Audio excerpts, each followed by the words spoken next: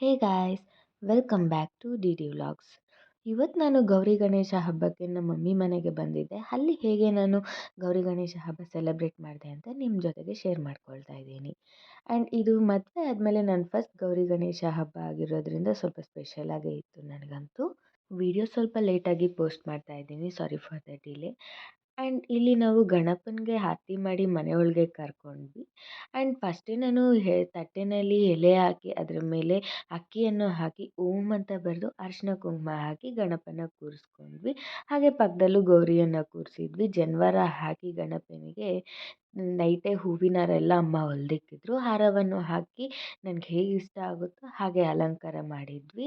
ಹಾಗೆ ಇನ್ನೊಂದು ವೀಳ್ಯದೆಲೆಯಲ್ಲಿ ಅಕ್ಷತೆ ಹಾಕಿ ಅದ್ರ ಮೇಲೆ ಅರಿಶಿನ ಕುಂಕುಮ ಹಾಕಿ ಈ ಥರ ಅರಿಶಿದ ಉಂಡೆಯನ್ನು ಮಾಡಿಕೊಂಡು ಅದಕ್ಕೆ 22 ಸಮಥಿಂಗ್ ಗರಿಕೆ ಹುಲ್ಲನ್ನು ಅಮ್ಮ ಇಟ್ಕೊಟ್ಟಿದ್ರು. ಅದನ್ನು ಹಾಗೆ ಗಣಪನ ಮುಂದೆ ಇಟ್ಟಿದ್ವಿ.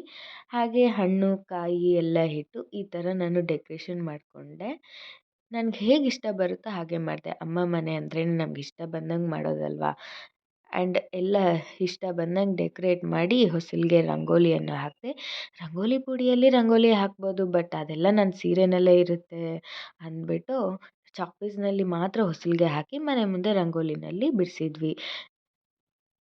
ಆ್ಯಂಡ್ ಹಾಗೆ ದೀಪವನ್ನು ಹಂಚಿಸಿ ಸಾಂಬ್ರಾಣಿ ಕಡ್ಡಿ ಪೂಜೆ ಮಾಡಿ ಹಾಗೆ ಮಂಗಳಾರತಿಯನ್ನು ಮಾಡಿ ಕಾಯಿ ಹೊಡೆದು ಪೂಜೆ ಅಂತೂ ಚೆನ್ನಾಗಿ ಮಾಡಿದೆ. ನಾನೇ ಮಾಡಿದೆ, ಅಮ್ಮ ಎಲ್ಲ ಅಡುಗೆ ಕೆಲಸ ನೋಡಿಕೊಂಡ್ರು. ಆ್ಯಂಡ್ ತುಂಬ ಚೆನ್ನಾಗಿತ್ತು ಇಲ್ಲಂತೂ. ಹಾಗೆ ನಾನು ಪೂಜೆ ಮುಗಿಸ್ಕೊಂಡು ನಮ್ಮ ಕಡೆ ಎಲ್ಲ ಹುತ್ತಿಗೆ ಹಾಲು ಉಯ್ಕೊಂಡು ಹಾಗೆ ನಾಗರ ಕಟ್ಟೆಗೆ ಪೂಜೆ ಮಾಡಿಕೊಂಡು ಬರೋ ಸಂಪ್ರದಾಯ ಇದೆ. ಅದನ್ನೆಲ್ಲ ಮುಗಿಸ್ಕೊಂಡು ಮನೆಗೆ ಬಂದು ಅಮ್ಮ ಮಾಡಿದ ಊಟ ಎಲ್ಲ ತಿನ್ನೋದೇ ಅಂತೂ ಕೆಲಸ ಆಗಿತ್ತು. ಈ ಥರ ನಾವು ಸೆಲೆಬ್ರೇಟ್ ಮಾಡ್ಕೊಂಡಿದ್ವಿ ಗಣೇಶ ಹಬ್ಬನ. ನಿಮ್ಮ ಮನೇಲಿ ನೀವು ಹೇಗೆ ಸೆಲೆಬ್ರೇಟ್ ಮಾಡಿದ್ರಿ ಅಂತ ನನಗೆ ತಿಳಿಸಿ ಖಂಡಿತ. ಆ್ಯಂಡ್ ನಮ್ಮ ಮನೆಯಲ್ಲಿ ಕಡುಬಿಗೆ ಪಾನಕ ಮಾಡಿದ್ರು. ಕಾಯಿ ಪಾನಕ ಹಾಗೆ ವೆಜಿಟೇಬಲ್ ಬಾತ್ ಹಾಗೆ ಕಾಳು ಪಲ್ಯ ಹಾಗೆ ಕಾಳು ಗೊಜ್ಜು ಮಾಡಿ ನಾವಿವೆಲ್ಲ ಬ್ಯಾಟಿಂಗ್ ಮಾಡಿ ಗಣೇಶಗೆ ಒಂದು ನಮಸ್ಕಾರ ಹಾಕ್ಕೊಂಡು ಬಾಗಿನ ಇಸ್ಕೊಂಡು ಅಮ್ಮನ ಮನೆಯಿಂದ ರಿಟರ್ನ್ ಬಂದು ಅತ್ತೆ ಮನೇಲಿ ಸೆಲೆಬ್ರೇಟ್ ಮಾಡಿದೆ. Thanks for watching.